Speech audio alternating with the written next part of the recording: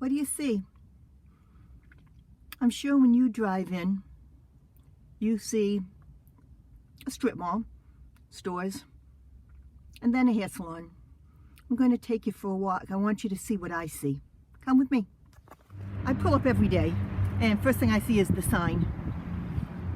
Danielle and Company.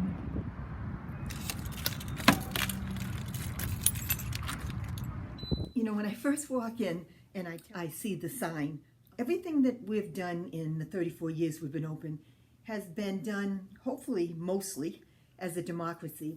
And when we were going to rename the salon 25 years ago, we've been in business for 34 years, I asked the staff to come up with names. My choice was Dennis Michael for my two sons. Someone else, one of my stylists, came up with Danielle and Company, and that's the one we voted on. And so every time I pull in and see Danielle and Company, it brings a smile to my face every single time, because that's not something I chose. That was something chosen by people I care about. So everything has memories for me. You come in and it's a salon. It's another place. This is my life. So I walk in and everything's going to remind me of somebody. Now, I said I have two sons, Dennis, Michael. My youngest son, Michael, since he was a young adult, has been my right hand. He helps me with everything without complaint. And so when I walk in, this is what I see. The floor. Michael and I put down the floor.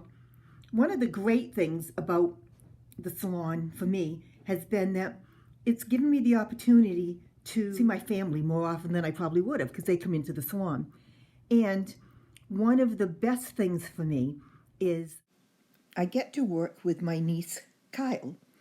She is more like a daughter to me. She started working with me when she was 14, stayed through high school, stayed through college, went out and tried some other things, and then came back and took over as my office manager and right hand. She's been retired with young children for 4 years. But I come in every morning. This is what I see. Kyle's desk. She's not here, but I get to say good morning to her. This is my first manager, Doris Balajian, and me when I was young. She taught me everything I know. She's probably the strongest woman, the fairest woman, the most compassionate person I've ever met. I always do acknowledge that I would not be where I am today without her. Doris passed away in 1992. There's not a day that goes by, truly, that I don't give thanks that I had the good fortune to call her my friend. And then I walk around. There's a closet. Michael built the closet. The walls. Michael and Margaret painted the walls. I also have a brother. I don't know if I say I have or had. I have to give you a little backstory. My brother is the first love of my life. He was born when I was 10, and when my parents brought him home, his crib was in my room. So at 10 years old, I got up with him at night, and I changed his diapers, and I thought he was mine. So my brother Don means the world to me, and unfortunately, in 2012, he committed suicide. But in the years of the salon, he did so much for me and did so much building, helped me consolidate my salons to one, worked overnights. And I'm saying all that because when I walk in every single day, these shelves were built and put up by Dawn. So I see Dawn every day, and it makes my life a little bit easier. Oh, and makes me happy. And then I walk down here, get to the shampoo area, and there's my nephew, Jeff. Jeff's a plumber, and he did all the plumbing for me. So Jeff's on my mind every day. Walk down here. Now, this is just weird and strange and will make you laugh. Coming in the bathroom, I have all different things on the walls in the public bathroom. But that's Kyle. That's my niece. So I visit her often during the day. There's this big cabinet full of shelves, and that was built by Adam, my brother's son, when he was in his late teens, early 20s. So that reminds me of Adam. And one last thing, you come into the bathroom that we use, And there's this big, ugly cabinet that holds all of our priceless stuff right now. It's toilet paper. And that was built by my ex-husband, Steve. So that gives me a little memory of married life. And then we walk out of that one. For me, every single moment in the salon is a memory. 34 years of my life. And it means the world to me. And I walk in and see the memories every day, see the people I'm lucky enough to work with, and see all the guests that come in. I'm really very lucky. I'm going to do another video and introduce you to all the staff. And since they refuse to be on camera, we'll have to do it this way. But with the coronavirus and all the craziness going on right now, when I pull into this salon, I see 34 years, just almost, of my life flashing before my eyes. I see a salon and a business that has employed hundreds of people over the years and given them good livelihoods, continues to do that to the staff we have. And amazingly, I have someone who's been with me, Yvonne, for the whole 34 years. I have Fatima, who's been with me for 30 years, and all the girls that have been with me for 20 years. I am so fortunate.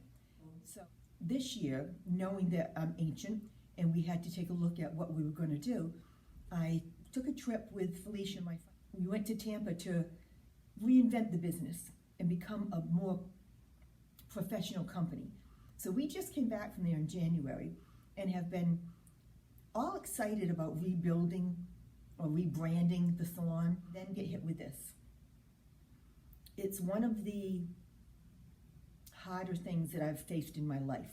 You know, I thought at this point I was going to ride off into the sunset. It'll never make me rich. That's not going to happen. I don't have a fallback plan. I don't have a retirement. I have a small business. And small business, unless you're extremely lucky, does not provide a retirement. So this is it. This is what I have. And with Corona shutting us down, am I scared? Out of my mind. Out of my mind scared.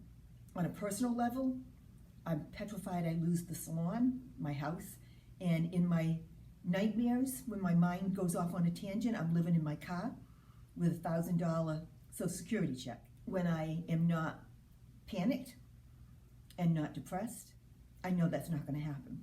I know that we will keep this place going and be probably better when we come back. Am I scared for my staff?